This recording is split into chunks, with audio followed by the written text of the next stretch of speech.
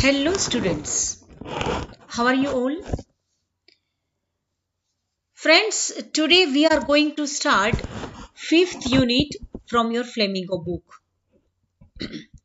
This unit is very important from your exam point of view. So I advise you to go through it seriously. Please memorize each and every minute information which I will give you during our session. The title is Indigo. It is written by Louis Fisher. He was born in Philadelphia. The lesson is about Gandhi ji and it is not written by Indian. ये कोई Indian के द्वारा लिखा गया unit नहीं है, लेकिन ये यूनिट गांधी के ऊपर है. Very interesting thing, friends. Gandhi ji is respected all over the world and the proof is here before us. As it is our habit, we will put emphasis on last 3 lines. The following is an excerpt from his book, The Life of Mahatma Gandhi. Friends, this part is taken from a very big book. The name of that big book is The Life of Mahatma Gandhi. The book has been reviewed as one of the best books ever written on Gandhi by Times Educational Supplement. So it is one of the best book, and from that book this part has been taken, and the title of this part is Indigo. You can see Gandhiji's 3 monkeys. They are very famous, 3 monkeys by Gandhiji. It is also put into the corner of this page. So let's begin it. Our author says, when I first visited Gandhiji in 1942 at his ashram in Sevagram in central India, he said, I will tell you how it happened that I decided to urge the departure of British. It was 1917. Author कह रहे हैं हमें कि मैं जब पहली बार 1942 में गांधी जी को उसके आश्रम में मिला, और आश्रम था सेवाग्राम का आश्रम in central India. Gandhi ji said, I will tell you how it happened that I decided to urge the departure of British. British को भारत छोड़ने की विनंती करने का डिसीजन मैंने क्यों लिया, ये इंसिडेंट आज मैं आपको बताता हूं. ऐसा कौन बोला? गांधी जी बोले. तो फ्रेंड्स, ये कितना इंपॉर्टेंट लेसन है कि आपको इस लेसन में ये पता चलेगा कि गांधी जी ने सॉरी ऐसा क्यों डिसाइड किया कि ब्रिटिशर्स को रिक्वेस्ट करें कि आप क्विट इंडिया, भारत को छोड़ दो.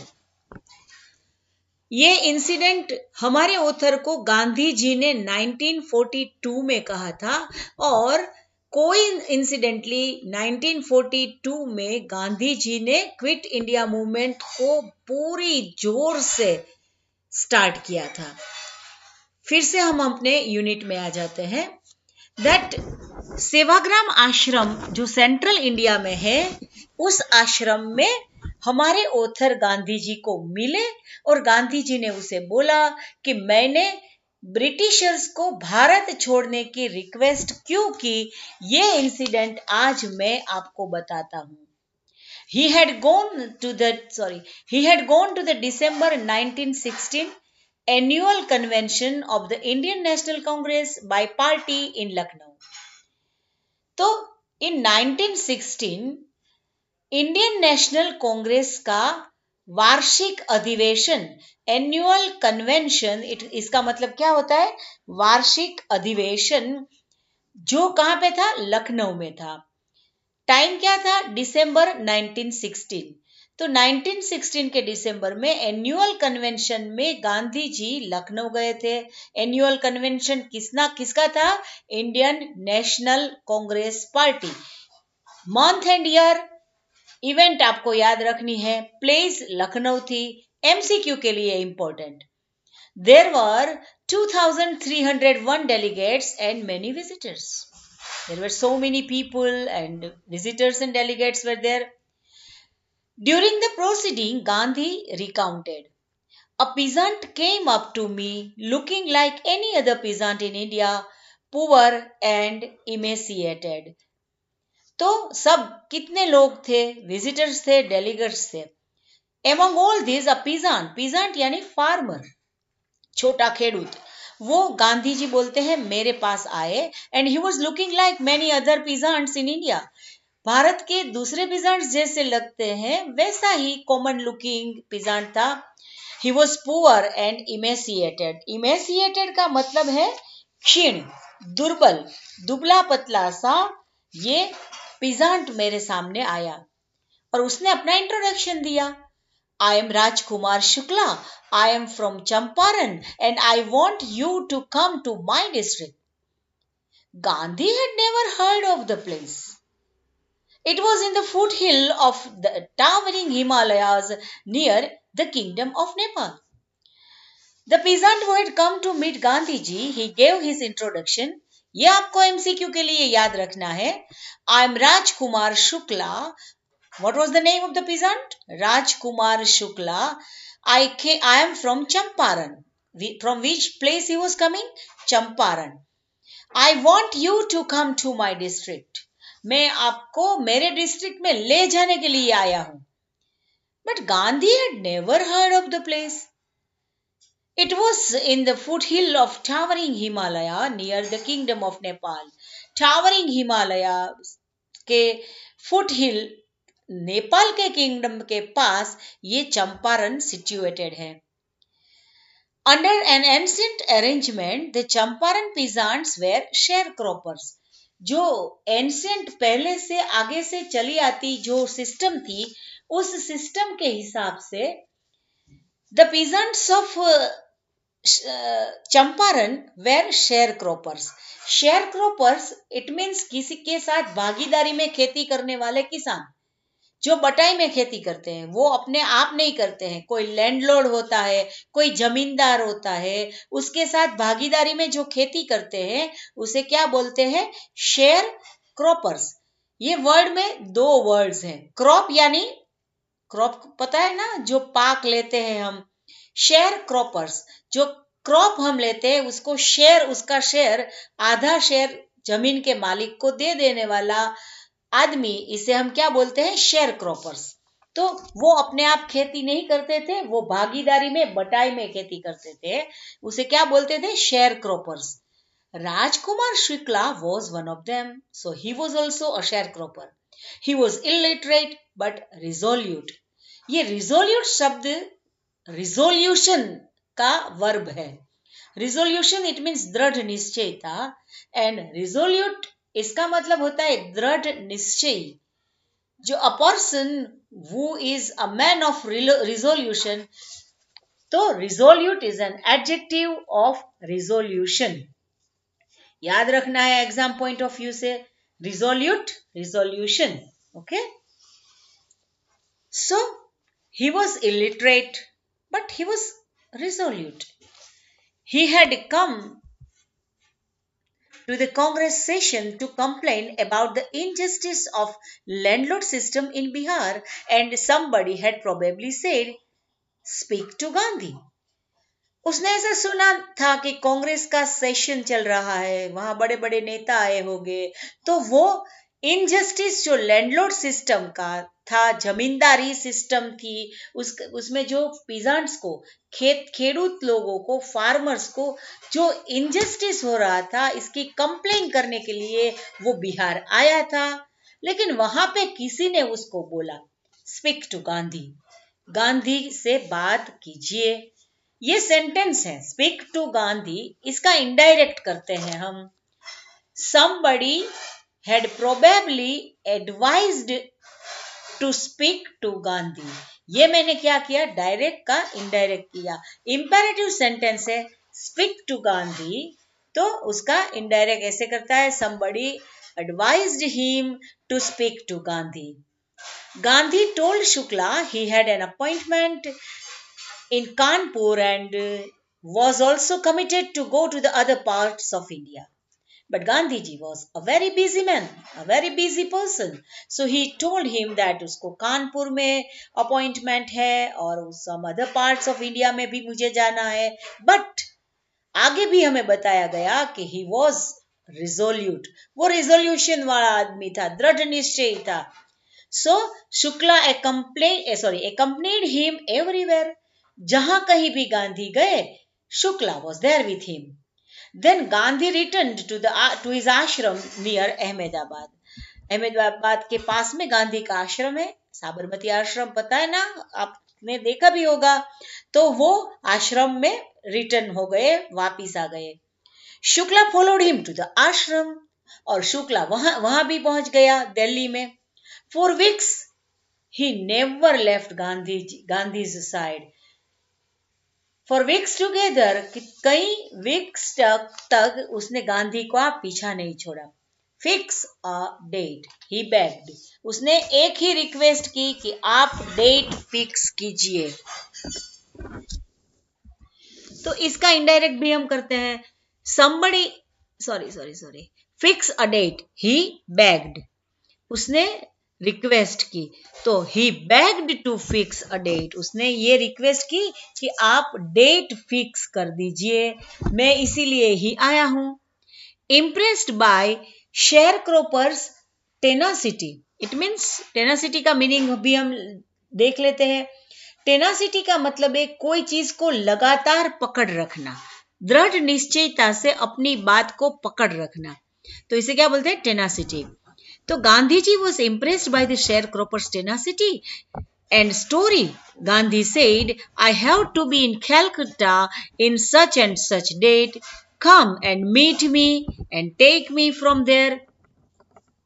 ये दोनों सेंटेंस का हम इनडायरेक्ट कर देते हैं. पहले मैं एक्सप्लेन कर दूं. तो गांधी जी को उसकी टेनासिटी, उसकी दृढ़ निश्चयता, अपनी बात को पकड़ रखने की जो उसकी हैबिट थी, ही अलोन हैड कम, और उसने अपनी बात को पकड़ रखी. जहां कहीं भी गांधी जी गए, उसके पीछे पीछे वो चला गया, और इसी तरह वो अहमदाबाद भी पहुंच गया, और वहां पे गांधी जी इंप्रेस हो गए, और उसने बोला कि I have to be Calcutta on such and such date. Come and meet me and take me from there.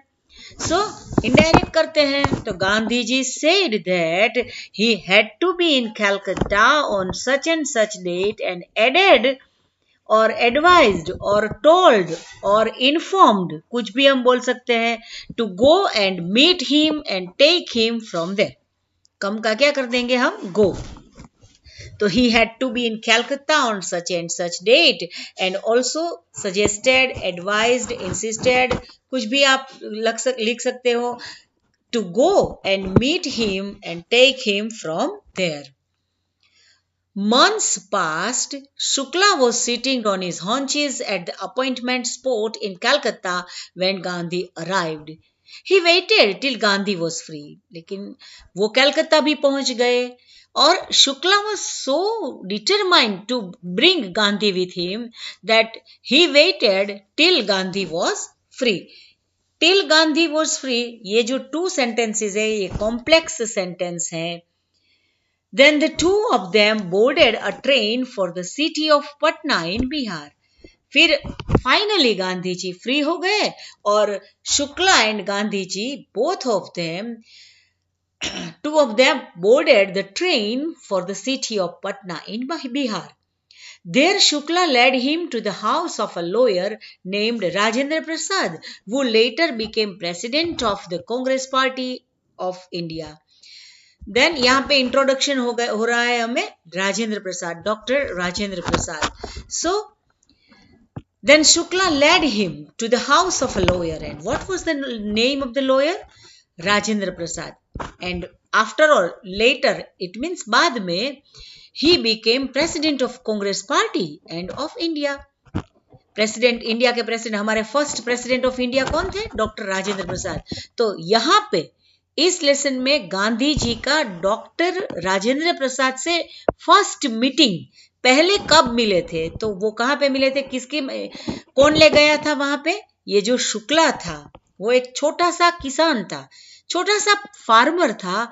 वो गांधी जी को राजेंद्र प्रसाद के पास ले गए, राजेंद्र प्रसाद लॉयर थे उस वक्त, और बाद में राजेंद्र प्रसाद कांग्रेस पार्टी के प्रेसिडेंट बने और हमारे देश के भी प्रेसिडेंट बने। ये बहुत बड़ी बात है। गांधी जी को इसकी मुलाकात एक छोटे से किसान के जरिए हुई थी। Rajendra Prasad was out of town, but the servants knew Shukla as a poor yeoman who pestered their master to help the indigo sharecroppers. But the servants of Rajendra Prasad के servants जानते थे कि Shukla was a poor yeoman and he pestered his master. Pestered it means परेशान करता था, तकलीफ दे रहा था, कष्ट दे रहा था, वो उनके मालिक को कष्ट दे रहा था। To help the indigo sharecropper. तो इंडिगो क्या मतलब है, जिसे हिंदी में हम नील बोलते हैं और गुजराती में हम बोलते हैं जो ब्लू कलर की गड़ी जिसे हम बोलते हैं। तो इसके जो खेड़ पिजेंट्स थे, उसके जो शेयर क्रॉपर्स थे, उसको जो इनजस्टिस हो रही थी उसमें हेल्प करने के लिए ये शुक्ला हमारे मालिक को बहुत ही परेशान करता है। तो उसका मालिक कौन थे? Dr. Rajendra Prasad. But when Gandhiji and Shukla went to meet Dr. Rajendra Prasad, he was out of station and he couldn't meet him. So they let him to stay on the grounds with his companion Gandhi, whom they took to be another peasant. So उसने बोला अंदर नहीं आ सकते, आप ground में रह सकते हो और अपने कंपेनियन के साथ भी ग्राउंड में रहो। और उसके कंपेनियन कौन थे? The father of India, Gandhi ji. But servants ने तो सोचा ये भी शुक्ला की तरह कॉमन पीजेंट होगा, शुक्ला की तरह शेयर क्रॉपर होगा, तो उसने आप दोनों घर के बाहर ग्राउंड में रहो। But Gandhi was not permitted to draw water from the well lest some drops from his bucket pollute the entire source. How did they know that he was not an untouchable? उन दिनों में untouchability की बहुत बड़ी समस्या थी पूरे भारत में। Gandhi ji was not permitted, ये पैसिव वॉइस का सेंटेंस है। Gandhi ji was not permitted by the servants to draw water from the well. ये सेंटेंस पैसिव वॉइस का है, तो इसका हम एक्टिव करते।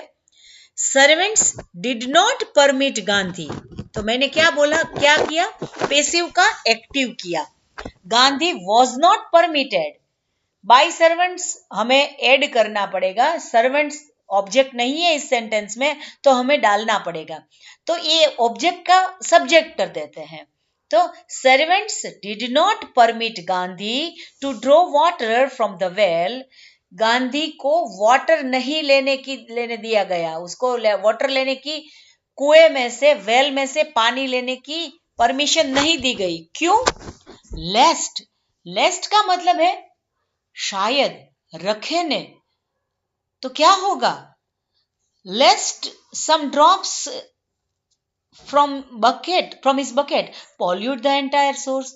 शायद उसकी बकेट में से थोड़े से ड्रॉप्स गिर जाएंगे तो पूरा हमारा जो कैंपस है वो पॉल्यूट हो गया। How did they know that he was not an untouchable?